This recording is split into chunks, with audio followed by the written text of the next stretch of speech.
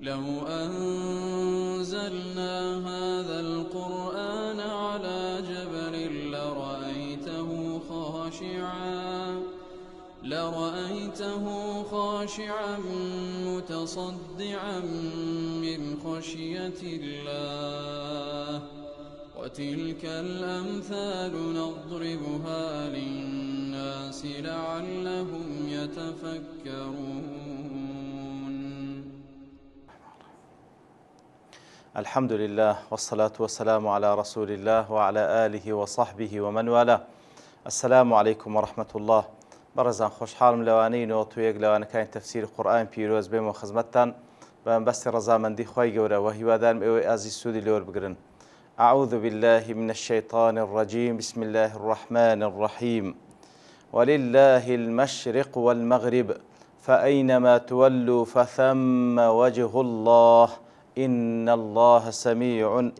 الله واسع عليم. بەڵێ خۆشەویستان لە دیارە لەوانەیە ڕابردوو باسی ئاەتی پێشترمان کرد کەوا خوای گەورە سوبحانەهو وتەعالە باسی لە کەسانێک کرد کەوا مەنعی مزگەوتەکانی خوای گەورە دەکەن کە زیکری خوای گەورەی تێدا بکرێتن و هەروەها هەوڵی تێکدانی مزگەوتەکان دەدەن.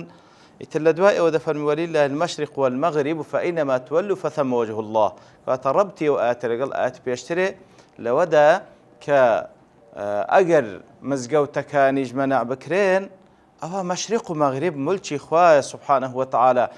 لە هەر جێگایەک نوێژ بکەن لە بۆ خوای گەورە سوبحانەهو وتەعالە ئەوە خوای گەورە سوبحانەهو وتەعالە هەمووی مولکی ئەوە و ئەوە خوای گەورەش پێ ئاگادارە و عیبادات و نوێژەکانتان قبول دەکا. ئیتر وەجهی مناسبەی بابن ئەو ئاەتە لەگەڵ ئەوەی تریان. جا ولله المشرق والمغرب وەکو وتمان لێرەدا ولله لامەکە لامی تەملیکە کەواتە ئەوەی مەشریق و مەغریبە هەر هەمووی مولکی خوایە سوبحانەهو وتەعالە. وەکو لەوانەیە ڕابردووش باسمان کرد خوای گەورە سوبحانەهو وتەعالە مەشریق و مەغریب بە مثەنا واتە بە دوو هینایتەوە هەروەها بە جەمعیش هینایتەوە. لە سوورەتی الرەحمان دەفەرمێ رب المەشرقین ورب المەغریبین کەواتە دوو مەشریق و دوو مەغریب. لە سوورەتی المەعارج دەفەرمێ فلا أقسم برب المشارق والمغارب لێرەش بە مفرەد هینایتەوە.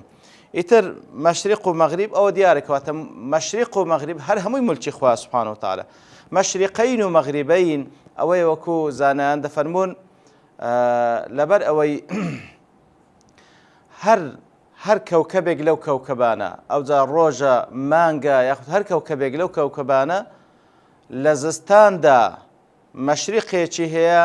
لە هاویندا مەشریقێشکەی هەیە، لە زستاندا مەغریبێکی هەیە و هەروە لە هاویندا مەغریبێشکەی هەیە. کەواتە کە بە مثەنا باسکرا بەوەی اعتیبارەی کەوا هەر کەوکەبێک لەو کەوکەبانە مەشریق و مەغریبی لە زستان و هاوینان جیاوازە. ئەوەی کە لە زستان و هاوینانیش مەشریق و مەغریب لە بۆ هەموو کەوکەبەکان دادەنێ و مولکی ئەون هەمووی خوایە سوبحانەهو وتەعالە. و لە سوورەتی المەعارج کە بە جەمع هاتوو بە مەشاریق و بە مەغارب لەبەرەوەی هەر کەوکەبێک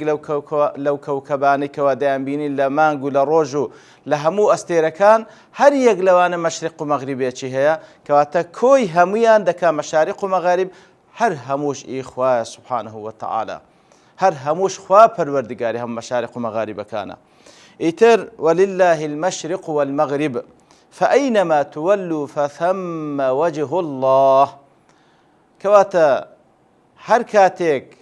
بە هەر جیهەت و ڕووگەیەک ڕوو لە نوێژ بکەن واتە نوێژتان ڕوو لە هەر جیهەتێک بی ئەوە فثم وجه الله ئەوە قیبلەکە ئەو قیبلەی کە خوا دەیەوێت لەوێن دەرێت سوبحانەهو وتەعالە کە زۆرێک لە مفەسرین لێرەدا دەفەرمێن فثم وجه الله ئەی فثم ئەی هوناك وجه الله واتە قیبلة الله. زۆرێک لە مفەسرین وا دەفەرمون. ئیتر لێرەدا کە باز لەوەی دەکا وەکو گوتمان کە ئەگەر مزگەوتیش مەنع کرێ لە هەر چێن دەرێ نوێژ بکەن ئەوە قیبلە قیبلەی خوایە و خوای گەورەش خوای مەشریق و مەغریبە. ئەوجا وەکو زانان لێرەدا تەفسیلیان پێدا لە نوێژی فەرز ئەسڵ وایە ئەو قیبلەی کە خوای گەورە لۆمایندانە ئەوجا ئایا لە ناو داخلی مزگەوتی حەرام بین یان لە خارجی لە هەر جێگایەک بین لە مەشریق و مەغریبی سەر ڕووی زەوی پێویستە ڕوومان لە کەعبەی پیرۆز بی، پێویستە ڕوومان لە کەعبەی پیرۆز بی. و لە نوێژە فەرزەکان لە نوێژە سونەتەکان بە تایبەتی کاتێکەوە لە سەفەر دای ئەوە لەسەر وەکو پێغەمبەر صلی الله علیه و سلم لەسەر پشتی حوشترەکەی کاتێکە لە سەفەر بووە لە نوێژی سونەت ئەو لەسەر پشت حوشترەکە کە نوێژی کردی ئەو حوشترەش بە هەر ئیتیجایەک ڕۆیشتە نوێژی خۆی کردیە بەڵام لە بۆ نوێژی فەرز دابەزیە و هەروها ڕووی لە کەعبەی پیرۆز کردیە کەواتە دەفەرمون ئەوە بەڵگەیە کەوا لە سەفەردا لەسەر پشتی ڕاحیلە بە هەر تەوەجوهێک نوێژەکە بکەی دروستە والله أعلم. و هەندێک لە زانایش دەفەرمون ئەو ئاەتە وەکو گوتمان کەوا لە ئاەتی ما ننسخ من آية أو ننسها کە خوای گەورە باس لە نەسخ دەکا لە دوای ئەوە لە بدایەتی جزئی دووەم خوای گەورە سوبحانه وتعالى باز لە تەحویلی قیبلە دەکا لە بەیت المەقدس بەرەو کەعبەی پیرۆز ئیتر دەفەرمون ئەوە هەمووی ڕێخۆشکردنە لە بۆ ئەو بابەتە کە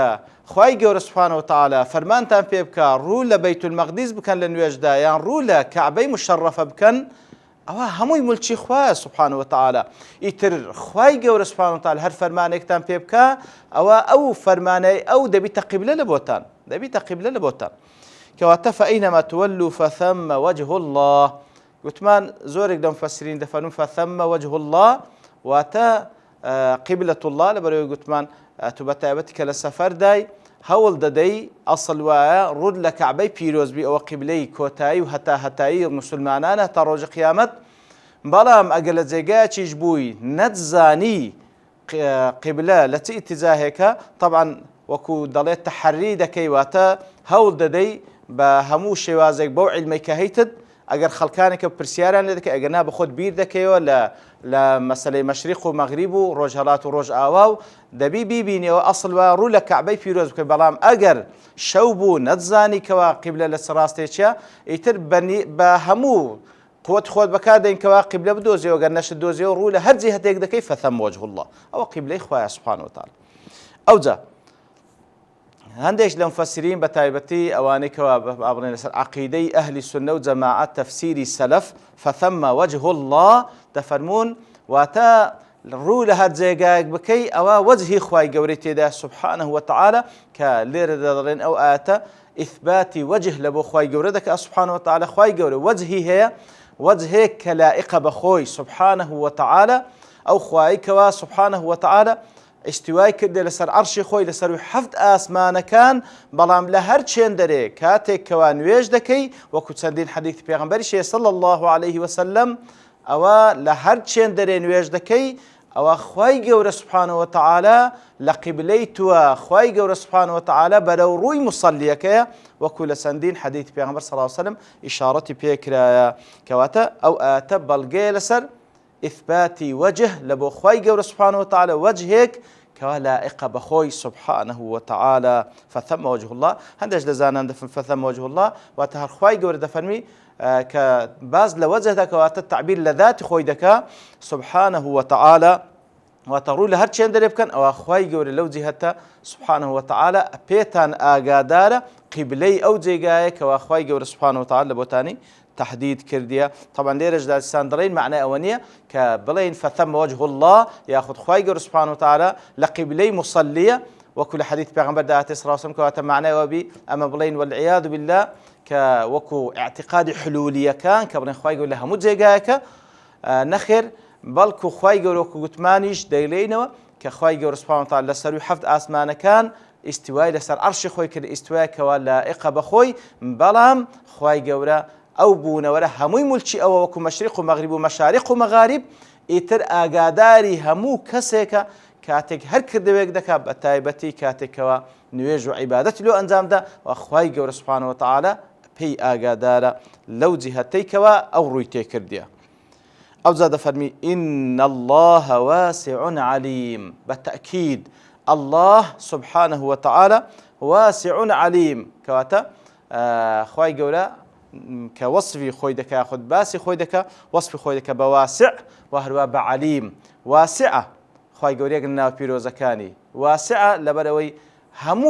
همو صفاتكاني لصفات كمال وعظمت هر هموي وسعتي تداهيا هر هموي وسعتي تدا فراواني تداهيا لعلمي لبصري لسمعي لقدرته لصلاتي لهموي واسعة سبحانه وتعالى وهروا واسعة وكزانا دفرمون لو روش لرحمتي برامبر ببندكاني زور واسعة لە فراوانکردنی شەریعەتەکەی لەسەر بەندەکانی لە نەهێشتنی حەرەج لەسەر بەندەکانی خوای گەورە واسعە سوبحانەه وتعالە تەنجی ناکاتەوە لەسەر بەندەکانی و هەروە عەلیمیشە خوای گەورە سوبحانەه وتعالە ناوێشکە لە ناو پیرۆزەکانی خوای گەورە ئاگادارە بە هەموو شتەکان عەلیمە ئاگادارە بە هەموو شتەکان ئاگاداری نهێنیەکانە وەکو ئەوەی کە ئاگاداری شاراوەکانە خوای گەورە عالمی غەیب و شەهادەیە سوبحانەه وتعالە ئاگادارە بۆی کەوا ڕوویدا ئاگادارە بۆی کە ئێستا ڕوودەدا ئاگادارە بۆی کە لە داهاتوو ڕوودەدا ئاگادارە بۆ شتێکەوە ئاشکرای دەکەین بەو نهێنی کە لەناو دڵمانە بەو خەیاڵی کە لە داهاتوو بە مێشکماندا دێ وەکو زانان دەفەرمون ئاگادارە بۆی کەوا ئەو شتێک کەوا ڕووی نەدا ئەگەر ڕووی بدا بە بەس شێوەیەک ڕوودەدا سوبحانەه وتعالە وقالوا اتخذ الله ولدا زالێرەدا دیسان خوای گەورە سوبحانەه وتعالە باز لە کەسانێکی منحەریف دەکات لە بەشەریەت کەوا وەلەد دەدەنە پاڵ خوای گەورە سوبحانەه وتعالە منداڵ بڕیار دەدەن لە بۆ خوا والعیاذ بالله وقالوا اتخذ الله ولدا طبعا ئەوە قسەی چێیە نەسرانیەکان دەڵێن مەسیح دەڵێن عیسا کوڕی خوایە والعیاذ بالله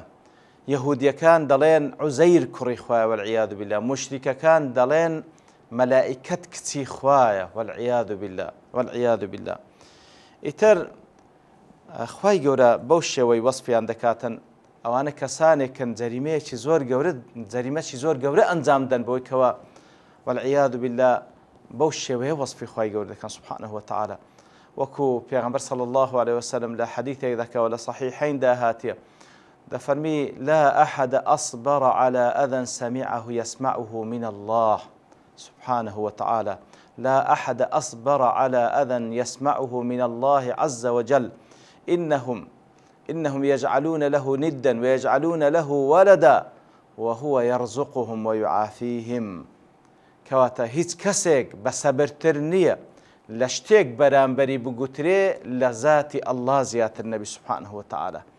هیچ کەسێک بەسەبرتر نییە لە شتێک کە بەرامبەری بگوترێ لە ذاتی ئەڵڵا هیچ کەسێک بەسەبرتر نییە کاتێکەوە ئەوان شەریکی لۆ بڕیار دەدەن منداڵی دەدەنە پاڵ ئەو والعیاذ بالله بەڵام خوای گەورە سوبحانەه وتعالە دەم و دەست نایانباتەوە بە عەزاب بەڵکو مهلەتیان پێددا ئەوجا خوای گەورە ڕزقیشیان پێددا عافیە و سیحەت خۆشیشیان پێددا سوبحانەه وتعالە کەواتەوە لە عەزەمەتی خۆیتی دیارە بەڕێزان مەسەلەی منداڵ ئەوەیە کە وەکو نظامی مەخلوقات یان ئەوەتە با بڵێن مەخلوقەکە منداڵی دەبی یان ئەوەتە کە منداڵی نای بە تایبەتی لە بەنی بەشەر کە منداڵی نابیتن منداڵێک دەداتە پاڵ خۆی تەبەنی دەکا دەیداتە پاڵ خۆی و بە خێوی دەکا لەبەر چی لەبەرەوەی مەخلوق بە فیترەتی خۆی کە دەزانی ئەو بەرە و لە ناوچوونە هەموو مەخلوقێک بە فیترەتی خۆی دەزانی کەوا هەتا نامینێ مەگەر با بڵێن بە هەوا و ئارەزوو ئەو فیترەتیدا پۆشتابی و ئاگای لەو حەقەتە نەمابی ئیتر کاتێکەوە بەرەو لە ناوچوونە پێی خۆشە لە دوای خۆی کەسێک بمینێتەوە ناوی ئەو هەڵگری پێی خۆشە لە دوای خۆی کە ئەو دەڕوا کەسێک هەبی ناوی ئەو هەڵگری وەلەو کاتەش هێشتا مایە بەڵام بێتاقەت بووە پێی خۆشە کەسێک هەبی یارمەتی بدە ئیتر لەبەر ئەو ئەعتیبارانە و چەندینی ئەعتیباری دیکە مەخلوق زۆر پێویستی بۆ یەکەوە منداڵێکی هەبی ئەوجا لە خۆی بووبی یان کردبی تە منداڵی خۆی و تەبەنای کردبی ئەو بەنسبەت مەخلوقین بەڵام ئایا ئەڵڵا سوبحانەه وتعالە پێویستی بە منداڵ هەیە والعیاذ بالله قل هو الله أحد الله الصمد لم يلد ولم يولد ولم يكن له كفوا أحد الله سبحانه وتعالى ذاتك هر هبوة لكسيك نبوة هر هبوة وكسيشي لي بپاش ناكوي لبروي بخوي مردني بسرناي سبحانه وتعالى الحي القيوم كوات الحي بەڵای هەر یەک لە مەخلووقەکان مقدارێک لە ژیانمان پێبەخشرایە بەڵام الله سبحانه وتعالى ژیانی کاملی هەیە کە بە هیچ شێوەیەک لەم یەسبقه عەدەم لە پێش ئەو بوونەی عەدەمی نەبووە سبحانه وتعالى و هەروها لە دواشدا فەنای بەسەر نایە سبحانه وتعالى ئیتر خوای گەورە پێویستی بە منداڵ نییە سبحانه وتعالى لە هیچ مەرحەلەیەک و قۆناغێکی بەسەردانایە وەکو مەخلووقین بێتوانابی تاوەکو کەسێک کە بەهانای دابێ والعیاذ بالله ئیتر هیچ مبەڕێک نییە لە بۆی خوا سبحانه وتعالى منداڵی هەبی ئیتر ئەو کەسانی کەوە منداڵ دەدەنە پاڵ خوای گەورە سبحانه وتعالى گەورەترین جەریمەیە ئەنجامی دەن وەکو خوای گەورە لە سوورەتی مريم دا دفن وقالوا اتخذ الرحمن ولدا لقد جئتم شيئا إدا تكاد السماوات يتفطرن منه وتنشق الأرض وتخر الجبال هدا أن دعوا للرحمن ولدا لو افتراء قولي كوادي كان برامبر بذاتي الله خريك عارد آسمان وتيا كان شق ببن سبحان الله يتر جريميشي زور قوريه بلام خواي قورا وكو بيغم صلى الله عليه وسلم بصفي كر لعظمەتی خۆیتی سەبریان لەسەر دەگری بەڵام هەتا کاتێکی دیاریکراو لە هیچ کەسێک قبول ناکا و کاتێش کە لەسەر شرک ژیا و لەسەر شرکی ژمر خوای گەورە سبحانه وتعالى بەهەشتی لێ حرام دەکا مەسیری جەهەنەمە خوا پەناماندا لێ خوای گەورە لێرە و لە چەندین جێگایت کەوە ڕەدیان داتەوە کە دەفەرمێ سبحانه بل له ما في السماوات والأرض كل له قانتون ئیتر لەبەر تەوابوونی کات لێرە دەوەستی بە پشتوانی خوای گەورە لەوانەی داهاتوو دێنەوە خزمە دەواتە وصلى الله وسلم على نبينا محمد وعلى آله وصحبه أجمعين وآخر دعوانا أن الحمد لله رب العالمين. لو أنزلنا هذا القرآن على جبل لرأيته خاشعا متصدعا